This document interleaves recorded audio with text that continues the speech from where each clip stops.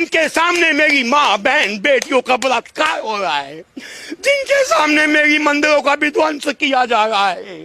इंदिरा काल में होता तो मान लेते, नेहरू काल में होता तो मान लेते, सोनिया के समय में होता तो मान लेते। अरे जिसे मैंने भगवान कृष्ण मान करके अपने सीने में बिठा रखा था, उसके समय में ऐसी पीड़ा, कश्मीर से भागने में तो हमें उतना दुख नहीं हुआ जो दुख ये बंगाल में पलायन होते हुए देख रहा हूं। मोदी जी 15 साल खपा दिए आपको वहां तक पहुंचाने के लिए, और 10 साल से आपके पीछे लगे हुए हैं कि आप इसे हिंदू राष्ट्र बनाओगे। हिंदू राष्ट्र तो गया गया गया। यहां तो मां बहन बेटियों की इज्जतें सुरक्षित नहीं है। एक ममता जो मुसलमान बन के हिंदू के गोद में, हिंदू बन के हिंदू के गोद में बैठती है और उसका गाथा दिखती है, और आप मौन दर्शक बन करके प्रधानमंत्री के सीट पे बैठे हैं। क्यों नहीं वहां राष्ट्रपति शासन लागू होता? ये चीख पुकार गौर से सुनो, गौर से देखो इनके उजड़ते हुए घरों को, गौर से देखो इनकी बहन बेटियों के साथ में बलात्कार होते हुए, बदतमीजी बदसलूकी होते हुए, और वो भी किसके देश में हो रही है? हिंदुओं के देश में। हिंदू प्रधानमंत्री, हिंदू मुख्यमंत्री, हिंदू राष्ट्रपति, ऊपर से लेकर के नीचे तक सारी व्यवस्थाएं हिंदुओं की हैं, और उसके बावजूद भी इनके घरों में घुस करके इन्हें मारा जा रहा है, इनके घरों को उजाड़ा जा रहा है। कोठी, बंगले, गाड़ी, पैसे सब धरे के धरे रह गए।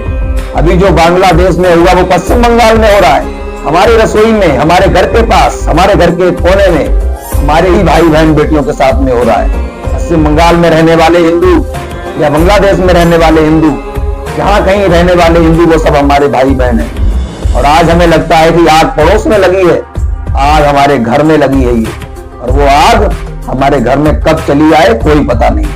सो आराम से सोते रहो। और इतनी बड़ी बदतमीजी का उत्तर हिंदुओं को पलायन करके देना पड़ रहा है। वो हिंदू जो कभी झुकता नहीं था, डरता नहीं था, इसने लड़ना स्वीकार किया, मिटना स्वीकार किया, लेकिन समर्पण स्वीकार नहीं किया। आज इनकी चीख पुकारे आपको क्या लग रही है? ये आपके घर तक नहीं आएंगी। ये मुसीबत अगर उन पे है और हम उनके साथ खड़े नहीं हुए तो हम पे भी आएगी। वहां की सरकार, ममता बनर्जी की सरकार, उनको तो इस्तीफा दे देना चाहिए था। इतने बड़े बड़े कांड हो जाते हैं, दंगे हो जाते हैं, और आपको पता नहीं चलता। उसकी तैयारी कितने दिन से हो रही है? उसकी तैयारी कितने दिन से हो रही है? ये व्यवस्था बनी कैसे? दंगा हुआ कैसे? इतने हिंदुओं को पलायन करना पड़ रहा है। क्या ये एक दिन की तैयारी है? ये तैयारी एक दिन की नहीं है। इस तैयारी के लिए महीनों लगते हैं, योजनाएं बनती हैं। क्या है सुरक्षा, क्या है रक्षा? हमारा निवेदन है सभी बहन भाइयों से कि अब स्वयं लड़ने का समय है। जब कोई भी अस्त्र काम ना आए, अंतिम उत्तर उसका होता है युद्ध, और युद्ध स्वयं लड़ना पड़ता है, अपने अधिकार का, अपने हक का और अपने जीवन का।